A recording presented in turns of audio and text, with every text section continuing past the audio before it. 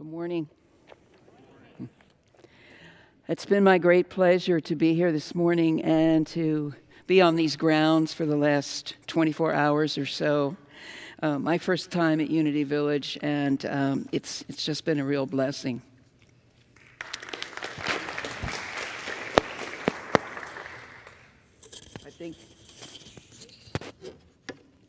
I think I lost part of my equipment. Fortunately, there are backup plans, and I got one here. Okay, it's all right. I'm falling apart in front of your eyes, which is kind of like what I'm going to talk about this morning. Thank you. I'd like to begin with a poem from the Persian poet Hafiz, who says, "Now is the time to know that all that you do is sacred. Now, why not consider a lasting truth with yourself and God? Now is the time to understand that all your ideas of right and wrong were just a child's training wheels to be laid aside when you finally live with veracity and love.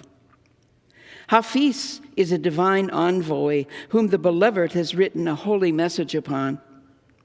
Please tell me, why do you still throw sticks at your heart and God? What is it in that sweet voice inside that incites you to fear? Now is the time for the world to know that every thought and action is sacred. This is the time for you to compute the impossibility that there is anything but grace. Now is the season to know that everything you do is sacred."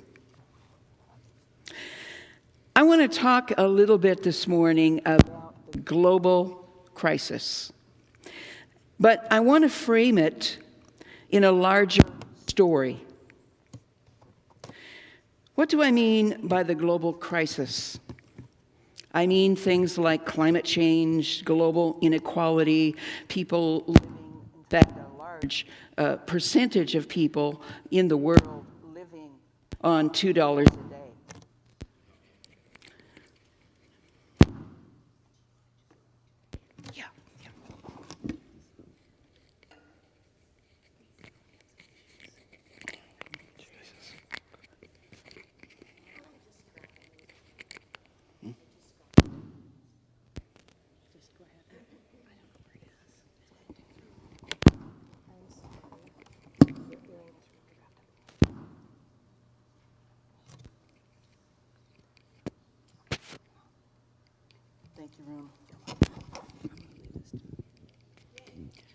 All right, liberated.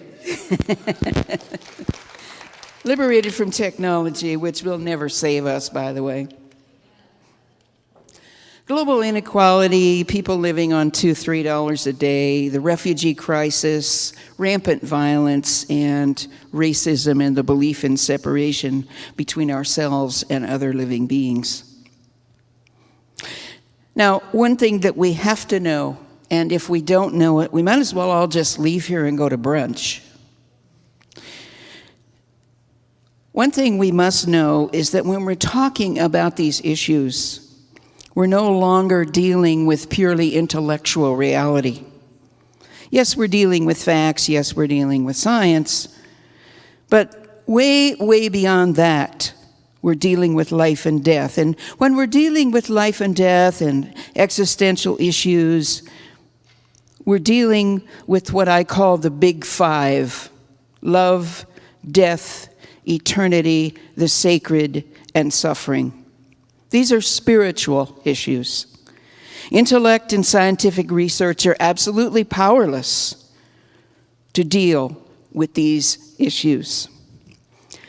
So really what I'm here to explore with you in a few minutes this morning is the question raised by my ecologist friend Dar Jamal in his new book, The End of Ice, in which he says, "How shall we then live in the face of these issues?" In other words, what is the global crisis asking of me and of you. There's a wonderful Buddhist teacher named Richard Tarnas who, in the next 2 paragraphs, I think, really summarizes how we need to view this crisis. He says, I believe that humankind has entered into the most critical stage of a death-rebirth mystery. In retrospect, it seems that the entire path of Western civilization has taken humankind and the planet on a trajectory of initiatory transformation into a state of spiritual alienation, into an encounter with mortality on a global scale. From world wars and holocausts to the nuclear crisis, and now the planetary ecological crisis. An encounter with mortality that is no longer individual and personal, but rather transpersonal, collective, planetary, into a state of radical fragmentation, into the wasteland, into a crisis of existential meaning and purpose that informed so many of the most sensitive individuals of the past century. It is a collective dark night of the soul, a deep separation from the community of being, from the cosmos itself. We are undergoing this rite of passage with virtually no guidance from wise elders, because the wise elders are themselves caught up in the same crisis. This initiation is too epical for such confident guidance, too global, too unprecedented, too all-encompassing. It is larger than all of us. It seems that we are all entering into something new, a new development, a crisis of accelerated maturation, a birth, an entrance into a profoundly different way of being in the cosmos. So, my friend Richard Tarnas frames the global crisis as a rite of passage, or what we also call an initiation. Now, if we think back to the formal rites of passage that many of our indigenous elders had, and some still do have today, what was that? Well, about the age of puberty, a young man would be taken out by the male elders, a young woman would be taken out by the female elders, and usually into the wilderness, and they would have to experience some sort of ordeal. And it wasn't because anybody thought this was fun. It was because the community understood that this ordeal was important for the transformation of this young person, that they would not reach adulthood without it. And so almost from the time of birth, a young person, a child, was prepared for this. And then after it was over, they came back into the community. There was a big celebration and feast, usually went on for days, and they began to take their place as adults in the community. Now, Carl Jung, the famous psychologist who lived in Switzerland, traveled throughout the world studying indigenous cultures. He was very fascinated by this rite of passage ceremony. And he came back to Europe and he said, well, we don't have those formal rites of passage in our culture, but we have informal, spontaneous, and of course never asked for initiations. We have divorces. We have houses that sometimes get foreclosed on or burned to the ground. We may experience the loss of a child, the loss of a job, the loss of a body part, the diagnosis of a terminal illness. Even a flat tire can be, in some sense, an initiation. So what I propose is that this crisis is a train wreck, but it's also a teaching. So what is it asking of us? It is a predicament. We aren't facing a bunch of little problems to be solved or big problems to be solved. We're facing a predicament, which means that some things are really not solvable in the terms of classic problem solution. Predicaments can only be responded to. They can't be totally solved. So what is the global crisis asking of us? I think three things. First of all, the transformation of consciousness, in which we need to keep asking ourselves, who do I want to be? As things get worse or tighten up or become more challenging in ways that perhaps we never dreamed they could, who do I want to be? Because what this is all about is allowing us, compelling us to become a new kind of species, a new kind of human being. Do you want that? I do.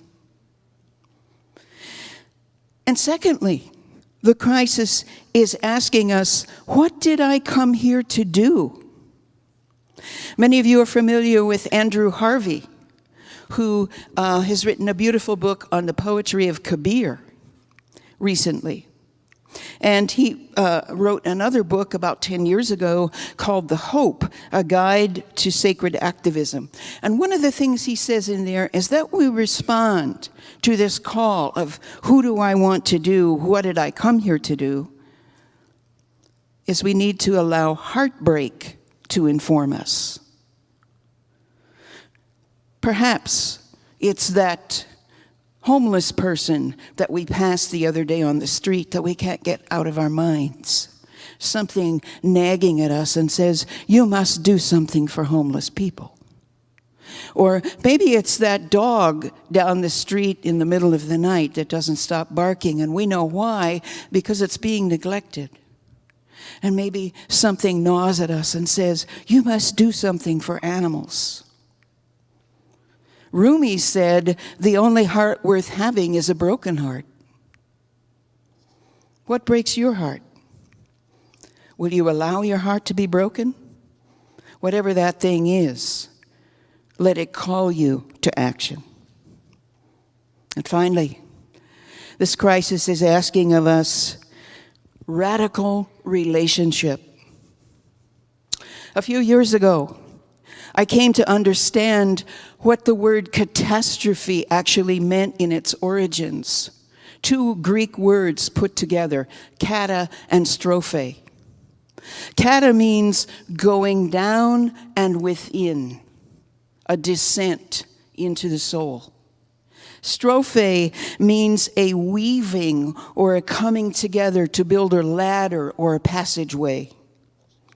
And so, if we think about that in terms of this context that we're in right now, that means we go down into ourselves together as allies, as a community, for the purpose of transformation and action. This then is the end of otherness and othering.